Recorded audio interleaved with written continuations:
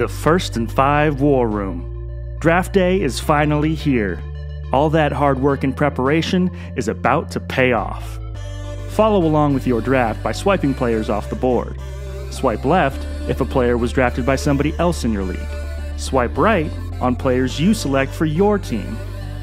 Players on your watch list will have a blue dot next to their name, making them easy to find. If you make a mistake, don't worry. Just hit the undo link next to that player and continue on with the draft.